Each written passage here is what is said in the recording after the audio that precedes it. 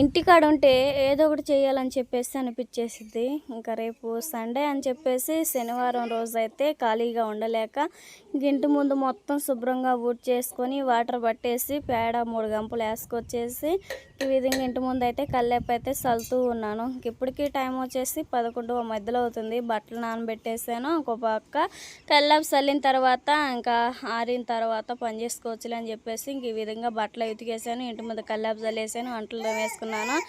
ఇంకా పిల్లల కోసం రాగిజావ అన్నీ కాసేసి వాళ్ళకి అన్నం పెట్టేసి బట్టలు మొత్తం ఆరేసుకొని ఇంక ఇప్పుడైతే బాగా హెడేక్గా ఉందని చెప్పేసి కాఫీ అయితే తాగుతూ ఉన్నాను. ఇంకా అదే విధంగా కొంచెం చల్లగా తాగాలని చెప్పేసి సబ్జా వాటర్ అయితే నానబెట్టేసుకొని ఇంకా పెరుగు కలిపేసుకొని ఇంకా లస్సీ కూడా చేసేసుకున్న. బావ అయితే మధ్యాహ్నం అన్నానికి వచ్చేసి వస్తూ ఇంకా ఐస్ తీసుకొస్తే చల్లగా అయితే తినేస్తూ ఉన్నాను. ఈ వీడియో నచ్చితే ప్లీజ్ లైక్ అండ్ సబ్స్క్రైబ్ చేయండి. Bye bye.